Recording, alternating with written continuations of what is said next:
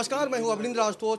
मुंबई में छठ पूजा की तैयारी शुरू हो गई है और उसी को देखते हुए हम बात करेंगे आज मुंबई की आवाज़ में। और निश्चित रूप से पूरा जो आयोजन होता है उसके कर्ता धर्ता हमारे साथ हैं, जो यहाँ के बहुत ही लोकप्रिय सांसद हैं संजय निरुपम जी, और इनकी मेहनत लगातार रंग ला रही है। इस बार क्या होगा, आइए जानते हैं।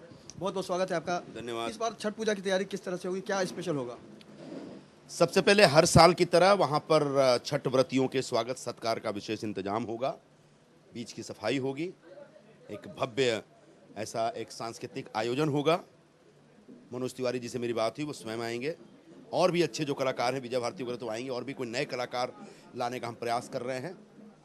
बाकी महिलाओं के कपड़े वगैरह बदलने के लिए जो हम लोग को विशेष इंतजाम करना है वो भी कर रहे हैं। तो आने वाले 8 तारीख को हर साल की तरह जो मुंबई का एक नया, जो मुंबई के महाराष्ट्र सरकार के कैलेंडर के, महाराष्ट्र सरकार के फेस्टिवल के कैलेंडर में जो एक नया त्यौहार जुड़ा है, उस छठ का आयोजन फिर से इस बार भव्यता के साथ होने जा रहा है। ये बहुत बड़ी बात आपने कही। इसमें आपका कितना योगदान है, क्योंकि पहले कभी नहीं हुआ ऐसा किसमें? महाराष्ट्र सरकार के लिस्ट में, मतलब छठ पूजा की बात नहीं, ये तो छठ मैया की महिमा है।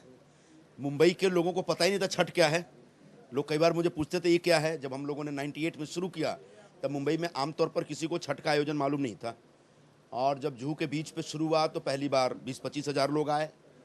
अगले साल से तो फिर इतिहास बनना शुरू हो गया और पूरे शहर को पता चला कि भाई एक बहुत ही पवित्र त्यौहार है जिसमें हम सब सूर्य की पूजा करते हैं। सूर्य की पूजा आज हिंदुस्तान में और कोई नहीं करता। सूर्य भगवान की पूजा बेसिकली भगवान लोग करते हैं, देवता लोग करते हैं। तो जिनकी पूजा देवता करते हैं उनकी पूजा हम लोग करते हैं। तो ये छठ के दिन एक 3 दिनों का एक बहुत ही कष्टप्रद और बहुत ही कड़क ऐसा उपवास होता है। पानी भी नहीं पीते लोग। और उस पूजा का, उस त्यौहार का एक अपना विशेष महत्व है। और उस महत्व को देखते हुए पूरे मुंबई में और आसपास जो रहने वाले लोग हैं, वो उत्तर प्रदेश के जो पूर्वी इलाका है, पूर्वांचल का क्षेत्र, वो लोग और पूरे बिहार के लोग पूरी भक्ति और श्रद्धा के साथ जुहू बीच पे आते हैं। इस बार फिर से मैं सभी ऐसे छठ प्रेमियों से और छठ मैया में आस्था रखने वाले हमारे सभी साथियों से मैं एक बार फिर से आह्वान करूंगा कि आइए इस बार फिर से जुहू बीच पे मिलते हैं और छठ का एक अच्छा कामयाब व्रत करते हैं। आपका बहुत बहुत धन्यवाद कि आपने समय निकाला हमसे बात करने के लिए। अंत में जानना चाहेंगे आपसे कि अभी जिस तरह से त्रासदी हो रहे हैं भक्तों के साथ, श्रद्धालुओं के साथ, हादसे हुए दतिया में हुआ, उत्तराखंड में हुआ, इस बार छठ पूजा में बहुत भारी संख्या में लोग आते हैं, तो सुरक्षा की क्या व्यवस्था रहेगी? मतलब मेरा निवेदन है, ऐसा अशुभ न बोलें। पिछले 10-15 वर्षों से हम ये आयोजन कर रहे हैं और लाखों की संख्या में लोग आते हैं। और जहाँ तक मुझे याद आ रहा है किसी की उंगली तक नहीं टूटी आज तक। तो ये छठ मैया की महिमा है और मैं उम्मीद करता हूँ कि अगली बार भी एक बहुत ही सुरक्षित वातावरण में एक शांतिपूर्वक ये आयोजन होगा। और पुलिस की तरफ से पूरा सहयोग मिलता है। सुरक्षा के दृष्टिकोण से हम लोग भी अपना इंतजाम करते हैं। हमारे जो NK सिंह जी जो खुद सिक्योरिटी एजेंसी चलाते हैं और इसके एक सह आयोजक हैं हमारे साथ, तो NK सिंह जी की एक पूरी टीम रहती है। और चूंकि उत्तर भारत के लोग बड़े पैमाने पर सिक्योरिटी एजेंसी में हैं तो वो सारे लोग आते हैं। तो लेकिन इस पूरे सुरक्षा के बीच भक्ति महत्वपूर्ण है और भक्ति की एक अपनी शक्ति होती है और भक्ति की शक्ति ही लोगों को एक साथ एक दूसरे का आदर करने की प्रेरणा देता है। लास्ट में, बिल्कुल लास्ट में, बिहारी फ्रंट ने जब मंच बनाया छठ पूजा को लेकर तो सिर्फ एक मंच दिखता था, आज सैकड़ों मंच हैं, तो क्रेडिट किसको देंगे आप? नहीं, मुझे अच्छा लगता है। क्रेडिट देने की कोई ज़रूरत नहीं है। क्रेडिट देना तो छठ मैया को दीजिए, उनके प्रति जो आस्था है उसको क्रेडिट देना चाहिए। लेकिन मुझे अच्छा लगता है अगर गली गली में गणपति रखे जा सकते हैं और हर गली में एक सार्वजनिक उत्सव, गणेशोत्सव मंडल हो सकता है, तो जुहू बीच क्या पूरे मुंबई में अलग अलग कोने में जहाँ जिसको मनाना है छठ का आयोजन कर सकता है। हम कार्यकर्ताओं से भी बात करेंगे और बताएंगे कि छठ पूजा का जो पूरा महत्व होता है, जो महिमा होती है, वो किस तरह की होती है। फिलहाल संजय जी को हम धन्यवाद देंगे क्योंकि ये बहुत बिजी हैं और निश्चित रूप से इन्होंने शेड्यूल निकाला है हमारे लिए। धन्यवाद। 1998 से मुंबई के जुहू तट पर बिहारी फ्रंट द्वारा छठ पूजा समन्वय समिति की तरफ से यहाँ पर छठ पूजा का आयोजन किया जाता है। हम कुछ चेहरे दिखाएंगे जो जिस तरह से बिहारी फ्रंट द्वारा यहाँ पर छठ पूजा का आयोजन किया जाता है, तो ये वही चेहरे हैं, ये वही लोग हैं जिन्होंने कंधा से कंधा मिलाकर मुंबई के जो आयोजक हैं छठ पूजा के, संजय निरुपम, उनको इन्होंने सपोर्ट दिया है। और कहीं ना कहीं से आज का जो पूरा एक वातावरण बना है मुंबई में और जो भव्य स्वरूप हुआ है छठ पूजा को लेकर और जुहू चौपाटी का जो नज़ारा होता है उसको बहुत सारे लोगों ने मेहनत से यहाँ तक पहुँचाया है। सबसे पहले हम जानेंगे हरे राम झा, जो शुरुआती दौर से संजय निरुपम के साथ जुड़े हुए हैं और छठ पूजा में बहुत ज़्यादा तारीफ भी होती है, आलोचना भी होती है। कई बार आरोप लगता है कि मुंबई के जो बिहारी हैं वो जुहू तट को गंदा करते हैं, प्रदूषण फैलाते हैं। आपका पहला रिएक्शन क्या है? नहीं, ऐसे आरोप लगाने वाले छठ पूजा से और बिहारियों से ईर्ष्या रखते हैं, वही लोग इस तरह की बातें बोलते हैं। हम वहाँ किसी तरह के, वह भगवान श्री सूर्य नारायण को दूध और जल से अर्घ दिया जाता है, तो फिर वहाँ पर में गंदा करने का सवाल ही कहाँ उठता है। वहाँ पर में वो ये भाषा बोलने वाले वही लोग हैं जो नहीं चाहते कि वहाँ पर में जो बीच में बिहारी लोग छठ करे और बिहारियों की ताकत, बिहारियों की एकता बढ़े, ये वही लोग हैं। तो ये वही लोग हैं जो कहीं ना कहीं से इस पूरे आयोजन का विरोध करना चाहते हैं, लेकिन आस्था का जब सैलाब उमड़ता है तो हादसे भी होते हैं, त्रासदियाँ भी देखी जाती है। और यही कारण है कि उत्तराखंड में और पिछले दिनों दतिया में जिस तरह के हादसे हुए, उसके पीछे अगर कुछ था तो सिर्फ श्रद्धा थी। कमलेश झा जी हमारे साथ हैं जो बहुत ही एक्टिव रहते हैं बिहारी फ्रंट में। आपके पास इस बार हम जिस तरह से हादसों की बात करें तो सुरक्षा को लेकर क्या व्यवस्था होने वाली है इस बार? इस बार मुंबई पुलिस काफ़ी एक्टिव रहेगी, अभी से व्यवस्था की जा रही है। माननीय संजय निरुपम जी ने ऑलरेडी पुलिस डिपार्टमेंट से बात की है और काफ़ी सिक्योरिटी टाइट रहेगा, किसी को डरने की आवश्यकता नहीं है। और हमारे वॉलंटियर हर जगह मौजूद रहेंगे लोगों की सेवा करने के लिए, लोगों को हेल्प करने के लिए, उसका कोई प्रॉब्लम नहीं आएगा। तो वाकई समंदर के पास कहीं ना कहीं से अगर आपको प्यास लगती है तो आप अपनी प्यास नहीं बुझा सकते क्योंकि वो पानी खारा होता है। लेकिन एक आदमी है जो बिहारी फ्रंट के कार्यकर्ताओं को और साथ ही साथ जो अतिथि होते हैं उनको पानी पिलाने का काम करता है, यानी बहुत ही कर्मठ कार्यकर्ता है अरुण सिन्हा जी। आप पानी पे पिलाने की व्यवस्था कैसे करेंगे इस बार? पानी की व्यवस्था बिस्लरी पिलाया जाएगा और जो भी है टैंकर की भी व्यवस्था किया जाएगा जिससे लोग किसी भक्त को तकलीफ मत हो। अगर हम महिलाओं की सुरक्षा की बात करते हैं तो बहुत बड़ी चुनौती होती है बिहारी फ्रंट के सारे कार्यकर्ताओं के ऊपर, क्योंकि पूजा में महिलाओं को बहुत ही श्रद्धा का स्थान दिया जाता है और निश्चित रूप से उनकी सुरक्षा को लेकर अगर कोई खामी होती है तो पूरा जो मेहनत है वो बेकार चली जाती है। तो आप क्या कहेंगे, महिलाओं की सुरक्षा के लिए क्या व्यवस्था होने वाली है? महिलाओं के सुरक्षा की जहाँ तक बात है ना, उसके लिए अलग से बढ़िया पंडाल बनाया गया है कि ताकि वो ठीक से वहाँ बैठ सके, अपन पूजन सामग्री है वो वहाँ ठीक से रख सके और स्नान के बाद जो कपड़े उपड़े बदलने की व्यवस्था होती है, एक सुंदर व्यवस्था की गई है। फिर वो अपने परिवार के साथ होते भी हैं, वहाँ भी उनके कायदे से सुरक्षा होती है। फिर हमारा जो फ्रंट के जो बहुत सारे कार्यकर्ता है वो लोग सब बातों को ध्यान में रखते हैं कि उनको कहाँ बिठाया जाए, कैसे बिठाया जाए, उनको बहुत ही ज़्यादा महत्व दिया जाता है। मतलब ठीक ठाक मामला रहेगा। लेकिन ये भी जानना दिलचस्प है मुंबई वालों के लिए, मुंबई की आवाज़ के जरिए, कि छठ पूजा है क्या और इसका कितना महत्व होता है। कमलेश जी, आप पहले ये बताइए हमारे दर्शकों को कि छठ पूजा का कितना महत्व है। एक्चुअली छठ पूजा देखेंगे पूरे हिंदू शास्त्र में, पूरे हिंदुस्तान में जो बच्चा पैदा होता है उसके छठे दिन बाद होकर छठी की पूजा की जाती है। ये वही छठी मैया है, पूरे हिंदुस्तानियों की एक आराध्य देवी है, लेकिन बिहार में इसको खास तौर से मनाया जाता है। लोगों ने उनको याद रखा अभी तक। इतनी महान देवी है कि एक बार सूर्य देवता जब बीमार पड़े थे तो उन्होंने भी और छठ मैया का प्रार्थना किया था और वो स्वस्थ हो गए थे। इस प्रकार की छठ मैया का जो बहुत सारे हेल्थ के दृष्टिकोण से देखेंगे तो भी उनका काफ़ी प्रभाव, जैसे कोई किसी का चर्म रोग हो तो भी उनको मानते हैं, किसी को बच्चा न होता हो, किसी को अन्य प्रकार की कोई दुविधा हो या कोई इस प्रकार की जो कोई समस्या में आदमी उलझा हुआ हो, वो छठ मैया को जब याद करता है तो उससे दूर हो जाता है। मैं आपसे एक कहना चाहूँगा कि आपने इसके पहले प्रदूषण की बात की थी। मैं आपको इस पर, मैं कुछ चूँकि साइंस का विद्यार्थी हूँ इसलिए मैं इस प्रकाश डालना चाहूँगा कि छठ पूजा में जो भी जिस किसी भी सामान का इस्तेमाल होता है वो सभी के सारे सामान बायोडिग्रेडेबल होते हैं। वो अपने आप नष्ट हो जाने वाली वस्तु है। कोई प्लास्टिक का सामान नहीं हो जाता है, कोई प्लास्टर ऑफ पेरिस नहीं हो जाता है। आप देखेंगे जितने भी बम्बई की हमारी पूजा, दूसरी पूजा है वो हमारी ही पूजाएं हैं।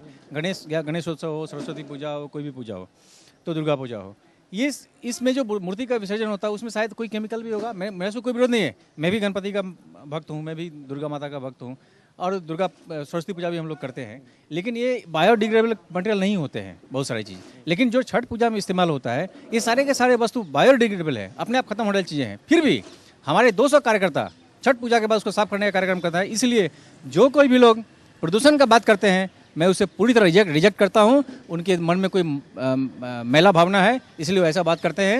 हम भी इस मुंबई को साफ रखना चाहते हैं, उतना ही साफ रखना चाहते हैं। हम भी यहाँ के बहुत सारे बिहार का ओरिजिनल होने के बावजूद भी हम यही के हैं, ये इनका पक्ष है, कमलेश जी का पक्ष है, लेकिन जो आरोप लगाते हैं उनका भी पक्ष निश्चित रूप से कोई ना कोई महत्व रखता है, तभी सवाल उठते हैं। हमारे साथ हैं अशोक सूत्राला जी, जो उत्तर मुंबई के अध्यक्ष हैं कांग्रेस के, और निश्चित रूप से संजय निरुपम के बहुत करीब माने जाते हैं। और संजय निरुपम को ये तब से जानते हैं जब संजय निरुपम एक पत्रकार हुआ करते थे, शिवसेना में खासदार थे, अब आज कांग्रेस में खासदार है। तो निश्चित रूप से उनका जो पूरा सफर है उसके गवाह है अशोक सूत्राला जी। उनसे जानना की कोशिश करें कि जब आप शिव सैनिक के रूप में जानते थे संजय निरुपम को, अभी कांग्रेस में है, तो कितना परिवर्तन आया छठ पूजा के महत्व को लेकर? नहीं, छठ पूजा का तो महत्व उनके दिलों में पहले से है। और बम्बई शहर में जिस तरह से छठ पूजा होती है और जिस भावना से लोग आते हुए दिखाई देते हैं, उनकी भावना को देखने के बाद एक बार जो वहाँ आएगा वो छठ माँ का भक्त है कि नहीं, लेकिन वहाँ आने के बाद उनकी भक्ति जरूर बढ़ेगी। इतना सारा प्रेम वहाँ पर लोगों से मिलता है। अपने ट्रक में, टेम्पो में बैठकर बच्चों के साथ बहनें आती है और वहाँ जिस प्रकार की पूजा होती है और जो स्थापना करते हैं और पूरी रात भर जो जागते हैं भक्त, वो देखने के बाद में हर एक को ऐसा लगेगा। और जो कोई भी, मैंने अभी सुना कि उसके बारे में भी कुछ लोग टीका टिप्पणी करते हैं, तो धार्मिक कामों में टीका टिप्पणी करने का लोग कहाँ से आए मुझे पता नहीं चलता है, लेकिन वो भगवान को मानते हैं कि नहीं वो भी सोचना पड़ेगा।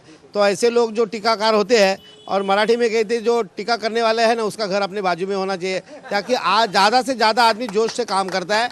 इनका कहने का मतलब है कि निंदक नियर राखिए आंगन कुटी छवाए, यानी आपकी जो आलोचना करता है, आपको जो सजेशन देता है, उसका बड़ा महत्व होता है। लेकिन आप पर आरोप लगता है कि आप पॉलिटिक्स भी करते हैं छठ पूजा के मन से। नहीं, पॉलिटिक्स नहीं होती है इसमें।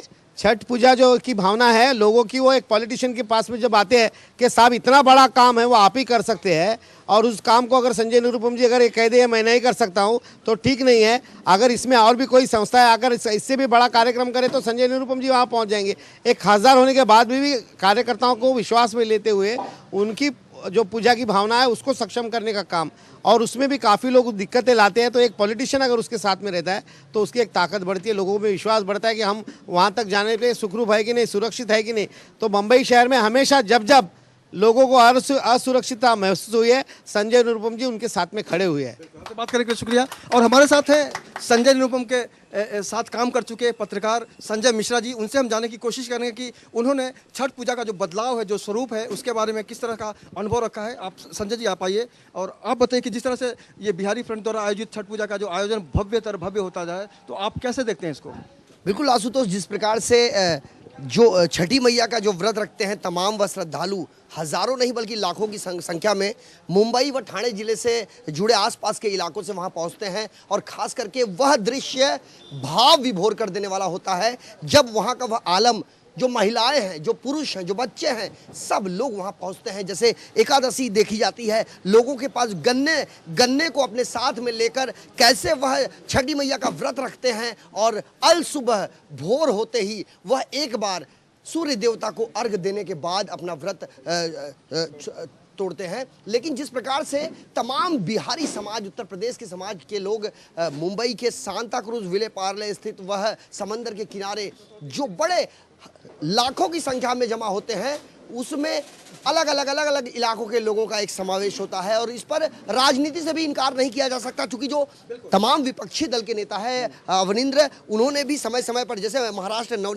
निर्माण सेना अध्यक्ष राज ठाकरे साहब ने इससे पहले कहा था ये छठ पूजा नहीं है, ये वट पूजा है, लेकिन शायद उन्हें इस बात की कल्पना नहीं है कि छठ पूजा का महत्व क्या होता है। लेकिन बीच में एक आवाज उठी थी, ऐसा कहा गया था कि बिहार से ही ताल्लुकात है ठाकरे परिवार का। बिल्कुल बिल्कुल, यह भी एक रोमांचक बात है और इस मामले को भी दबा दिया गया था, लेकिन हम उसको, जो गड़ा जो मुर्दा है, हम उसको उखाड़ना नहीं चाहते हैं, और ना ही किसी प्रकार की राजनीति। चूंकि यह सांस्कृतिक सभ्यता, यह एक धरोहर कही जा सकती है, चूंकि सालों साल से यह जो पर्व है बड़े ही श्रद्धा भाव से मनाया जाता है। ऐसे में यह राजनीति करना यह बेहद दुर्भाग्यपूर्ण कहा जा सकता है। अवनिंद्र, बिल्कुल। तो संजय मिश्रा जी की बातचीत से आप समझ सकते हैं कि वाकई यहाँ का जो पूरा आयोजन है उसको लेकर लोगों के मन में क्या है। लेकिन ये भी जानना दिलचस्प है कि वाकई छठ पूजा का जो एक पूरा आयोजन होता है, तो काम कितने दिनों पहले से शुरू हो जाता है, क्योंकि अभी नवंबर में पूजा कब है उसके बारे में बताइए, क्या क्या तैयारियां शुरू होंगी? पूजा 8 नवंबर को दिन, शुक्रवार के दिन सायंकालीन अर्घ होगा, और 9 तारीख को शनिवार प्रातःकाल सवेरे का अर्घ होगा। जहाँ तक तैयारी की बात है, तो इतने बड़े आयोजन करने के लिए महीनों से तैयारी है। हमारे बहुत सारे लोग काम के पीछे लग गए हैं, और जनसंपर्क पूरी तरह से चालू है। लोगों को भी इकट्ठा किया जा रहा है, सबको अपना अपना काम सौंपा जा रहा है कि आप फला जिम्मेदारी निभाइए, और हम लोगों का काम समय से एकदम सिस्टमबद्ध पूरी तरह से चल रहा है और हो बिल्कुल पूरा सिस्टम से काम चल रहा है, आप क्या कहेंगे? अनेकता में एकता भारत की ही विशेषता। मुंबई एक मेट्रोपॉलिटन कल्चर है, यहाँ पर हर प्रांत के, हर शहर के, हर जगह के लोग आए हैं। तो हमारे यूपी और बिहार के लोगों के एक प्रमुख पर्व के तौर पे छठ पूजा मनाया जाता है, जिसके लिए हमारे संजय निरुपम जी इतना भव्य आयोजन करते हैं। सर्वधर्म को समान भावना से सम्मान मिलना चाहिए, यही हमारा ये उद्देश्य की वजह से हम छठ पूजा को पूरी धार्मिक आस्था और उसके साथ अपना मनाने की कोशिश करते हैं। वाकई हिंदुस्तान एक ऐसा देश है जिसे धर्मनिरपेक्ष देश कहा जाता है, कृषि प्रधान देश है, लेकिन विवाद प्रधान देश भी है। यहाँ हर मसले को लेकर यहाँ पर विवाद खड़ा हो जाता है और निश्चित रूप से विवाद का जवाब देना भारी पड़ता है। विवाद जब खड़े होते हैं तो आप किस तरह से आप उसको लेते हैं? देखिए, राजनीति का आपने बात किया था इसके पहले, मैं आपसे ये बोलना चाहूँगा, छठ पूजा जहाँ भी होता है, जो में हमारा जो मंच होता है बिहारी फ्रंट का, वो काफ़ी भव्य होता है और वहाँ से कम से कम 5 से 6 लाख लोग उपस्थित होते हैं। अब राजनीति जहाँ तक बात है, उस पर कोई पार्टी का झंडा नहीं लगा होता है। आप मुंबई में और दूसरे भी फंक्शन देखिए, गणपति पूजा होती है, नवरात्रा पूजा होती है, या फिर गोविंदा आला होता है, बहुत जगह देखेंगे पार्टियों के झंडे लगे होते हैं, लेकिन छठ पूजा में कहीं भी एक पार्टी का झंडा लगा हुआ मुझे दिखा दीजिए, मैं मान लूँगा। तो एक विवाद एक अलग चीज़ है, हम लोग इसमें नहीं पढ़ना चाहते हैं। हम लोग छठ मैया का पूजा करते हैं, विवाद में नहीं पड़ना चाहते हैं, छठ मैया की पूजा करेंगे। लेकिन बिहारी फ्रंट के मंच पर बहुत सारा ऐसा कार्यक्रम होता है जिसको देखने भी लोग, बहुत सारे अलग अलग प्रांत के लोग आते हैं। और हमने सुना है कि कलाकार जो आते ही हैं, लेकिन मराठी भाषी जो है स्थानीय लोग हैं वो भी छठ पूजा करते हैं। हरिराम जी, आप बताइए, आपने कहा कि मराठी लोगों की संख्या बड़ी मात्रा में देखी जाती है, क्या कहेंगे आप? हाँ, बड़ी संख्या में उनको देखना अच्छा लगता है। अब जैसे हम छठ मना रहे हैं तो हम हमारे जो पड़ोसी है वो मुझसे जुड़ जाते हैं और देखने के जाते हैं, उनका अपना एक आनंद उठाता है। और दूसरी बात यह है कि जो छठ पूजा है तो देवी छठी मूल प्रकृति के छठे अंश से उत्पन्न देवी षष्ठी, जो बाल कल्याण की देवी, अधिष्ठात्री देवी है। तो उनके प्रति जो हम लोगों के मन में श्रद्धा है, जो प्रेम है, जो धार्मिक आस्था है, तो हम उस आस्था से, अगर आपके परिवार में कोई तकलीफ है तो हम अपने उस धार्मिक आस्था से उसको जोड़ के उसका कल्याण चाहते हैं। तो ऐसे लोग जो हमारे अड़ोस पड़ोस में है, वो मराठी है, यूपी के है, क्या और कहीं है, तो ऐसी स्थिति में वो हमारे साथ में जुड़ जाते हैं और वो हमारे साथ में ही पर्व मनाना शुरू करते हैं। और उससे उस परिवार को उसका ज़बरदस्त बेनिफिट भी मिलता है, उस चीज़ को महसूस करते हैं। बिल्कुल बेनिफिट मिलता है, यानी इसको कहते हैं आस्था का प्रकाश। यानी आप जो श्रद्धा दिखाते हैं, आस्था रखते हैं, तो उसी का प्रकाश जो है वो लोगों को प्रभावित करता है। और चाहे वो गुजराती भाषी हों, मराठी भाषी हों, या किसी भी प्रांत के हों, उनको भी पता चलता है कि छठ का जो महत्व है वो कितना महान है। और ऐसे में बहुत सारे गीत हैं जो बहुत लोकप्रिय हैं उत्तर भारत में, चाहे वो पूर्वी उत्तर प्रदेश हो या बिहार हो। आपको कोई गीत याद आ रहा है तो ज़रूर गाइए। हाँ, अब खरना के दिन जब हमारी माताएं बहनें जब वो खजूर उजूर बनाते हैं, जो छठ के लिए कल अर्घ चढ़ाना है, तो उस पर वो लोग बनाती रहती हैं और गाना गाती रहती हैं। मारे बौरे सुगबा धनुषा से गागे मोर छाय सोरावरी मोर छाय पाम ही बास के चांगैया दवंग काता जाए बने लचकाता जाए ओगा हो सोरोजा बाबा आरगा का बेरा ओगा हो सोरोजा बाबा आरगा का बेरा। पियर संजय भैया का पहनाना है। अब मैथिल गाने का भी बहुत उस ज़्यादा गाने के माध्यम से ही महिलाएं अपनी हृदय की वेदना, व्यथा भगवान श्री सूर्य नारायण को सुनाती है। गीत का बोल ये है, अंगनानी पैते हो दीनाना तरहत गेल खिया अंगनानी पैते हो दीनानाथ तरहत गेल खिया। अभिप्राय ये कि आंगन गोबर से अपने आंगन को निपते, सफाई करते भगवान श्री सूर्य नारायण की आराधना करते, उसका हाथ घिस गया है। फिर भी उनके इस तपस्या को, इस सेवा को अभी तक सुना नहीं गया है। शायद हमारा उम्मीद है कि इस बार जो भी बाल कल्याण की देवी, अधिष्ठात्री देवी षष्ठी की उपासना करेंगे, उसकी मनोकामना जरूर पूर्ण होगी, उनकी व्यथा जरूर सुनी जाएगी, ऐसा मेरा विश्वास है। यही परंपरा को लोग उठाते आए हैं, महसूस करते आए हैं। और निश्चित रूप से हमारा जो समाज है, पर्व और त्यौहार का जब भी माहौल होता है, चाहे वो दिवाली हो, ईद हो, बकरीद हो, हम सब एक हो जाते हैं। और सबसे बड़ी बात यह है कि मुंबई पर जब कोई संकट आता है तो सब कुछ भूलकर हर मुंबईकर चाहता है कि मुंबई हमेशा भागती रहे, दौड़ती रहे। और निश्चित रूप से छठ पूजा के जरिए भी लोगों को जोड़ने का काम किया जाता है। छठ पूजा के जरिए आप कितना जुड़ते हैं लोगों से? देखिए, एक 15-20 दिन का हम लोगों का एक ऐसा माहौल हो जाता है कि जो भी हमारे भूले बिसरे लोग हैं, छठ पूजा के माध्यम से उनमें जोड़ने के लिए उनसे संपर्क किया जाए, उनसे फिर से बातचीत किया जाए, एक जगह इकट्ठा हुआ जाए, कुशल क्षेम पूछा जाए उनसे। इसी माध्यम से हम एक उनसे जो हमारे भूले बिसरे लोग हैं सिटी में, जिसको हम अपने दैनिक कार्यों में देख नहीं पाते, मिल नहीं चाहते, उसको जोड़ते हैं। और जोड़ करके एक आनंद की अनुभूति होती है, एक जगह इकट्ठा होते हैं, बेहद खुशी होती है। वो अपने गांव घर, शिव मंदिर, ब्रह्म स्थान, ताल तलैया से जो नाता टूट गया है, उस नाते को हम फिर से बहुत अच्छा वर्ड इन्होंने यूज़ किया कि ताल तलैया से जो नाता टूट गया है उसको जोड़ने की आवश्यकता है। लेकिन मैंने जो अपने अनुभव के, अपने छठ पूजा का जो भी आयोजन बचपन से लेकर आज तक देखा है, उसमें हमने देखा है कि छठ पूजा का महत्व इतना ज़्यादा है कि चोर और पुलिस एक मंच पे आ जाते हैं। यानी जो गंदगी साफ करने की बात होती है, घाट को सजाने की बात होती है, तो चोर पुलिस भी अपने को भूल जाते हैं और सिर्फ एक भक्त के तौर पर सेवा में जुट जाते हैं। तो कहीं ना कहीं से इस संस्कार से हमारे आने वाली पीढ़ी को एक संदेश मिलता है कि अगर आपके अंदर जज्बा है आगे बढ़ने का, तो निश्चित रूप से अपने सारे अहम को भुलाना होगा। और दीपू जी, सही मायने में छठ पूजा जो है ना, ये पूरी तरह से पंथ निरपेक्ष पूजा है, जहाँ एक वेदज्ञ ब्राह्मण और एक जिसको दुर्भाग्यवश निम्न कास्ट के कहा गया, वो दोनों एक साथ एक घाट पर एक ही जगह पर में बैठ करके भगवान श्री सूर्य नारायण को अर्घ देते हैं। वहाँ कोई न पंडित होता है, न कोई भंगी होता है। वहाँ अगर कोई होता है तो होता है कोई अतिथि होता है तो होता है भगवान सूर्य नारायण, छठी माता, और हम सब उनके भक्त होते हैं। और एक साथ श्रद्धा समान भाव से हम त्यौहार मनाते हैं। किसी के साथ किसी तरह का कोई भेदभाव नहीं होता है। कोई भेदभाव नहीं होता। और झाजी का ये कहना है कि कोई भेदभाव नहीं होता, लेकिन भेदभाव अब तक हो रहा था इनके साथ, क्योंकि बहुत देर से आप हमारे साथ हैं, आपसे हम कुछ बात नहीं कर पा रहे थे। आप बताइए छठ पूजा के आयोजन को लेकर क्या कहते हैं आप? देखिए, वैसे तो मेरी भी पैदाइश यहाँ की है और मैं बिहार का हूँ। और जब से संजय भैया ने ये आयोजन रखा, तब से मुझे ऐसा लगता है कि मैं बिहार ही में हूँ, महाराष्ट्र में नहीं हूँ, मुंबई में नहीं हूँ। और रह गया कि यह पर्व हर व्यक्ति को एक दूसरे की दुश्मनी को भगाता है और बल्कि मिलान करता है।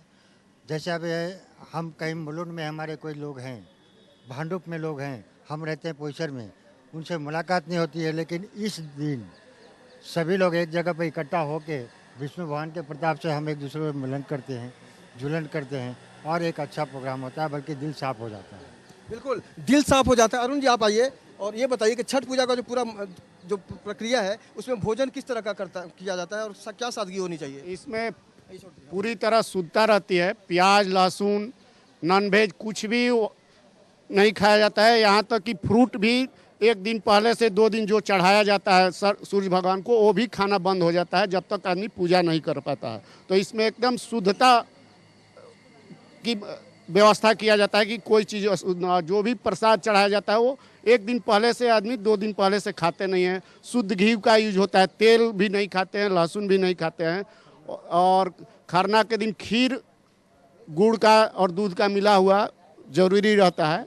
और जिसको हम लोग लौकी बोलते हैं, उसका भी सब्जी एक दिन खाते हैं, लेकिन इसमें शुद्धता मेंटेन किया जाता है। शुद्धता बहुत ज़रूरी है मेंटेन करना। लेकिन संजय निरुपम के आयोजन में गीत संगीत का भी एक सिलसिला चलता रहता है और मनोज तिवारी को इस मंच ने बहुत ज़्यादा लोकप्रियता दी है। यहाँ पर अमिताभ बच्चन जैसे शख्स आ चुके हैं और निश्चित रूप से इस पूरे आयोजन को लेकर मुंबई के सारे लोग कहीं ना कहीं से चौकन्ने हो जाते हैं कि इस बार छठ पूजा की गतिविधि किस तरह की होगी।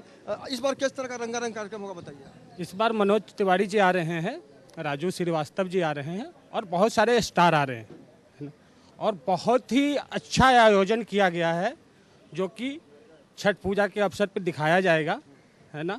और भारी से भारी संख्या में लोग वहाँ पे आएंगे। हर साल के भांति इस बार कुछ अपेक्षा है कि ज़्यादा ही आएंगे। ऐसे 10 लाख के अपेक्षा में लोग आते हैं, लेकिन इस बार हम लोग कोशिश कर रहे हैं कि 10 से भी बढ़ा करके 12-15 लाख उसको किया जाए, है ना।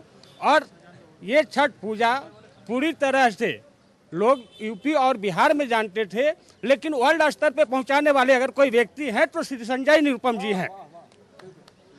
वाकई संजय निरुपम ने एक उपलब्धि हासिल की है मुंबई में। उन्होंने पत्रकारिता का दामन छोड़ दिया है, लेकिन एक नेता का जो सफ़र होता है उसको जारी रखा है। उसके साथ साथ श्रद्धा और आस्था को भी उन्होंने अपने आप में समेटे रखा है। तो अगर आपको लगता है कि आप छठ पूजा के बारे में और भी जानना चाहते हैं तो 8 और 9 नवंबर को जुहू बीच पर आप खुद शिरकत कर सकते हैं। लेकिन अगर हम संजय मिश्रा जी को एक बार फिर से आवाज़ देने की कोशिश करें, जिनका भी एक लंबा अनुभव रहा है इस आयोजन को लेकर, संजय जी आप क्या कहेंगे चलते चलते हमारे दर्शकों को? खास करके 11 न्यूज़ के माध्यम से तमाम जो छठ मैया के जो भी भक्त हैं उनको ढेर सारी शुभकामनाएं। और इसके साथ ही संजय निरुपम का एक जो विशाल मंच लगता है जिसके समक्ष लाखों की संख्या में भक्त उमड़ते हैं, उन तमाम भक्तों को 11 न्यूज़ के माध्यम से हम भी एक दरख्वास्त करना चाहेंगे कि जो कार्यक्रम के दौरान वहां पर जो भीड़ वहां पर सराबोर होती है, जो वहां भीड़ जो तांता जो हुजूम लोगों का उमड़ता है, तो ऐसे में सतर्क और सजग रहने की भी आवश्यकता है। और खास करके